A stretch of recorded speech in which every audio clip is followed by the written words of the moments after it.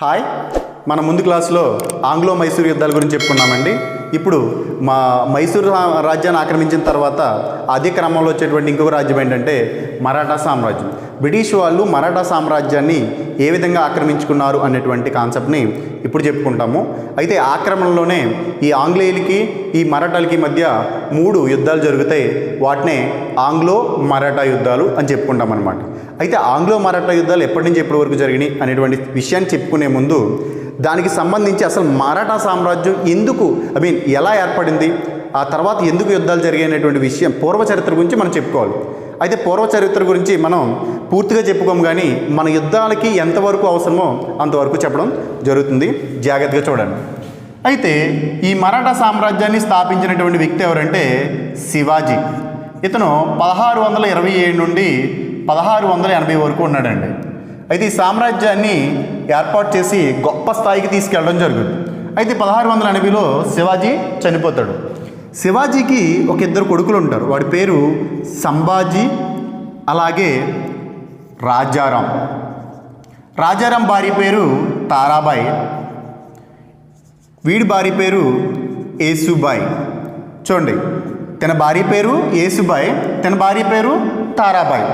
అయితే సంభాజీకి ఒక కొడుకున్నాడు సాహు, రాజారాంకి ఒక కొడుకుంటాడు శివాజీ 3.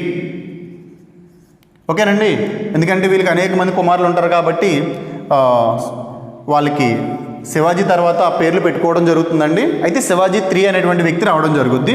అయితే చూడండి, ఇప్పుడు ఈ శివాజీ మరణించిన తర్వాత ఏమవుద్దంటే సంభాజీ అనేటువంటి వ్యక్తి సింహాసనం ఎక్కుతాడండి. ఈ సంభాజీ అనేవాడు 1680 నుంచి 89 వరకు చేస్తాడు. ఈ 89లో గ్రేటర్ మొఘలాయిల్లో ఉన్నటువంటి ఔరంగజేబు ఉన్నాడు చూడండి. ఔరంగజేబు సంభాజీని చంపేసి ఏం చేస్తాడు, ఈ సాహుని తమ ఢిల్లీ చెరసాలకు తీసుకెళ్ళిపోతాడు. 1689లో ఈ సంభాజీని ఔరంగజేబు చంపేసి, ఎవరండి ఔరంగజేబు చంపేసి ఈ సాహుని చెరసాలకు తీసుకెళ్ళిపోతాడు. అప్పుడు మరి సింహాసనం ఖాళీ అయిపోయింది చూడండి. తండ్రి లేడు, కొడుకు లేడు. ఇప్పుడు శివాజీ 2వ కొడుకు అయినటువంటి రాజారాం సింహాసనం ఎక్కుతాడు. ఈయన 1689 నుండి 1700 అంటే 11 సంవత్సరాలు పరిపాలన చేస్తాడు. అయితే రాజారాం గారి యొక్క ఆరోగ్యం బాగోకపోవడం వల్ల ఆయన మరణిస్తాడనమాట. మరణిస్తే తమ కొడుకుని సింహాసనం ఎక్కించి నామమాత్రం కూర్చోబెట్టి, ఎందుకంటే చిన్నపిల్లడు వాడు, కూర్చోబెట్టి ఈ తారాబాయి పరిపాలన చేస్తుంది. ఎప్పటి నుంచి ఎప్పటి వరకు? 1700 నుండి 1708 వరకు. అయితే ఈ తారాబాయి పరిపాలన చేస్తున్న సందర్భంలో ఈ ఔరంగజేబు చనిపోతాడండి. ఔరంగజేబు 1707లో చనిపోతాడు. చనిపోయిన తర్వాత ఎవరు వస్తారు? కడపటి మొఘలాయిలు వస్తారు.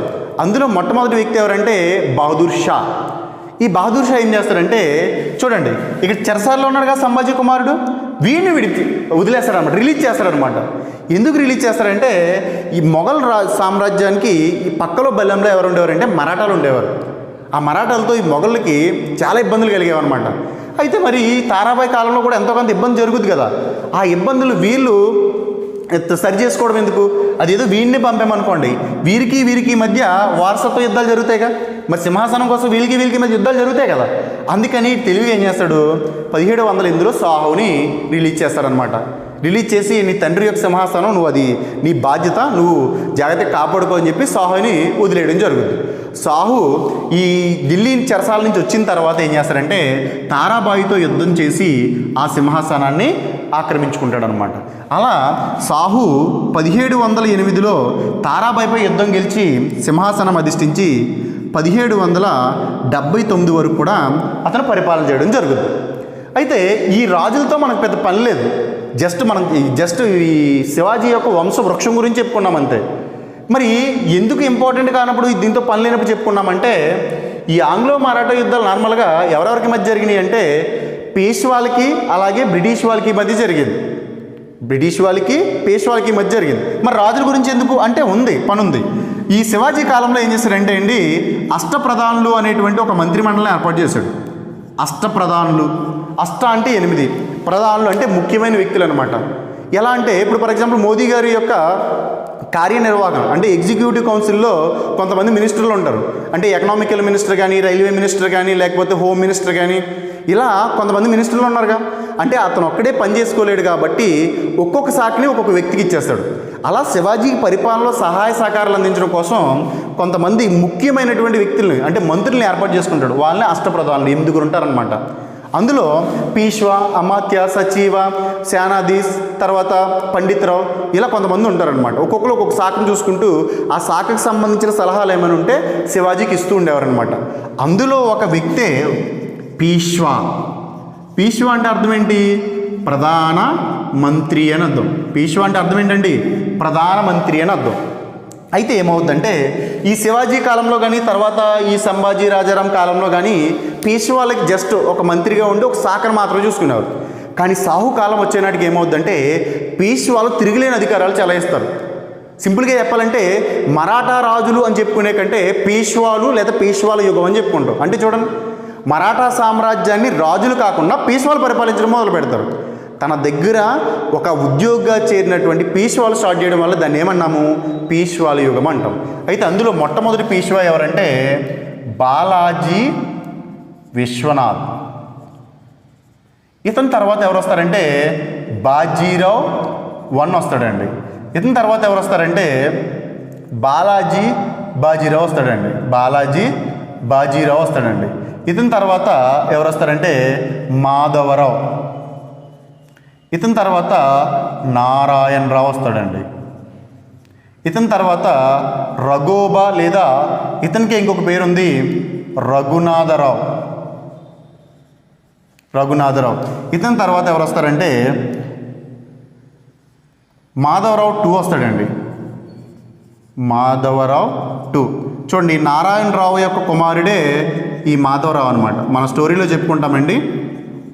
ఇతని తర్వాత బాజీరావు II వస్తాడనమాట. వీళ్ళు పేష్వాలు అనమాట. వీళ్ళు పరిపాలన చేస్తారు. అందుకనే వీళ్ళు ఏమంటాము? పేష్వాల యుగం అంటాం.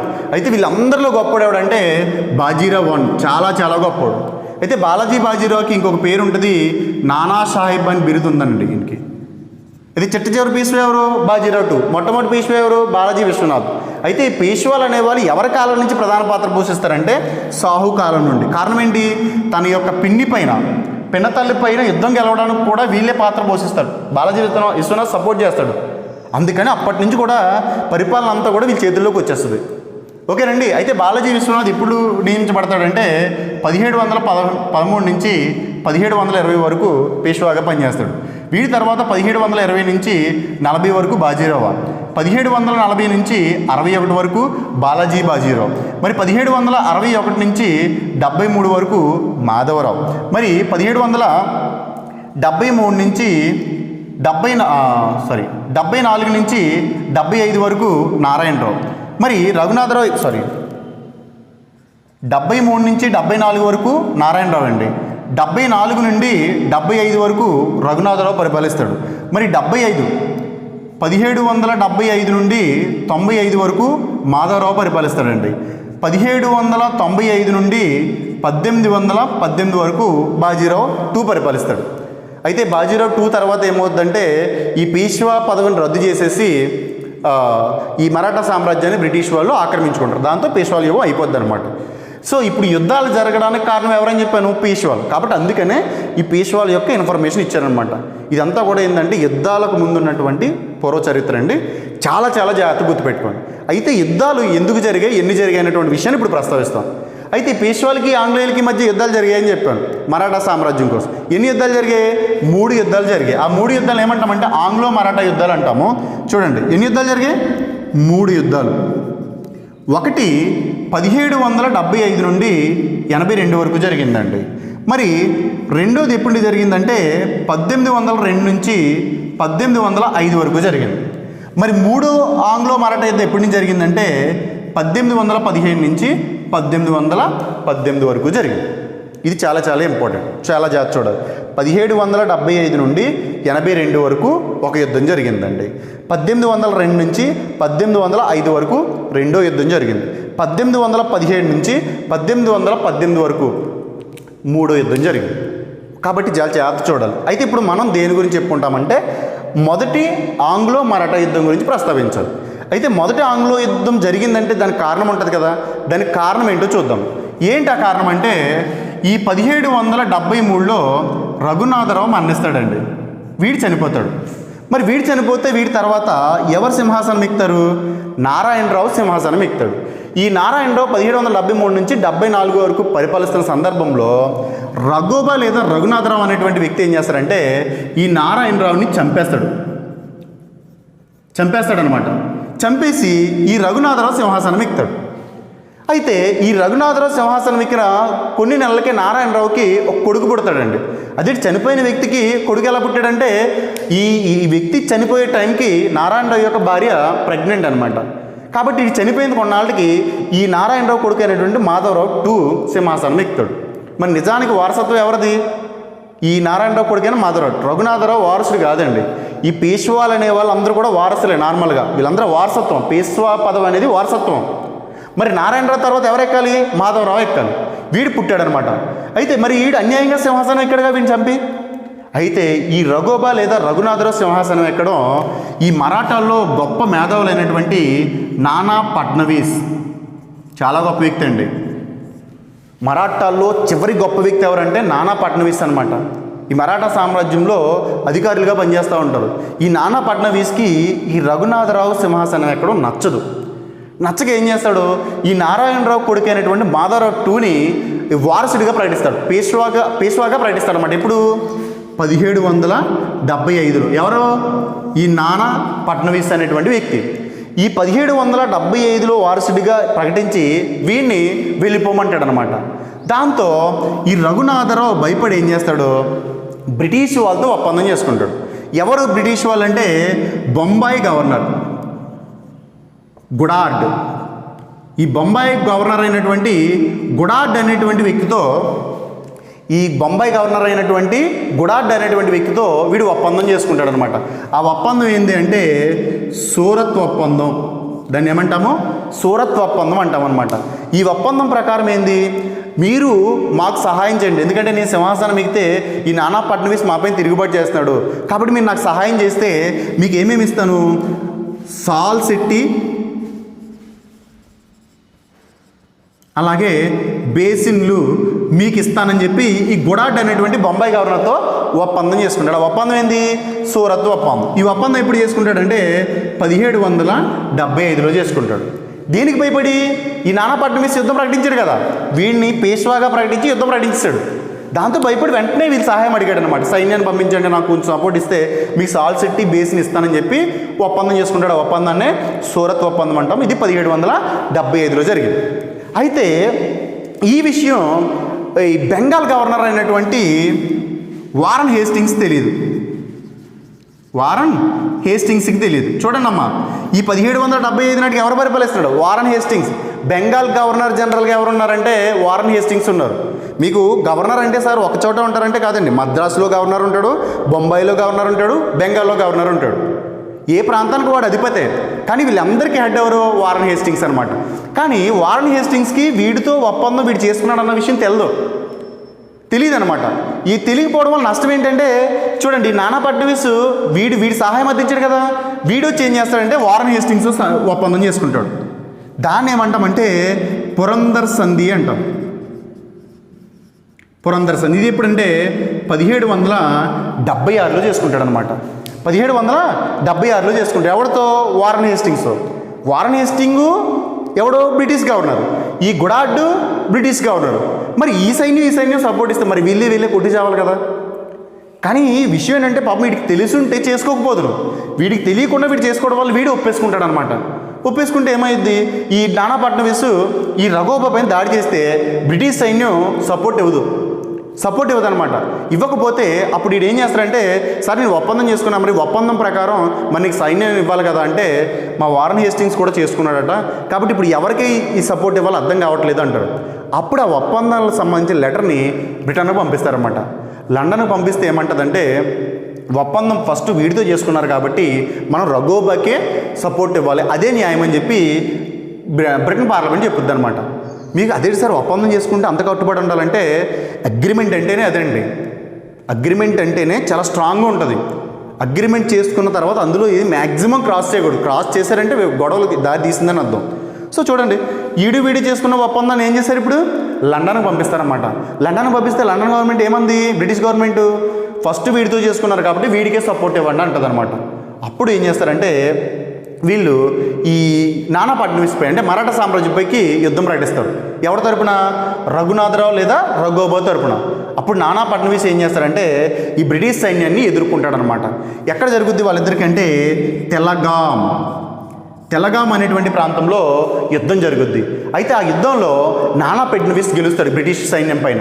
గెలిచి ఏం చేస్తారంటే 1778లో వడగాం ఒప్పందం చేసుకుంటారు. మరి బ్రిటిష్ వాళ్ళు ఓడిపోయారు కదండి. ఎప్పుడైతే బ్రిటిష్ వాళ్ళు ఓడిపోయారో ఇంకా రఘునాథరావు చార్టర్ ఏమైంది, క్లోజ్ అయిపోయింది. మరి బ్రిటిష్ వాళ్ళు ఓడిపోయారు కదా, ఇక్కడ ఖచ్చితంగా ఒప్పందం జరుగుద్ది. యుద్ధంలో ఒకరు గెలిచి ఒకరు ఓడిపోతున్నారంటే ఖచ్చితంగా అక్కడ ఏం జరగాలి, ఒప్పందం జరగాలి. ఆ ఒప్పందం ఏంటంటే వడగాం ఒప్పందం. ఏ యుద్ధంలో ఓడిపోయారు వీళ్ళు బ్రిటిష్ వాళ్ళు, తెలగాం యుద్ధంలో. ఎప్పుడు 1778లో.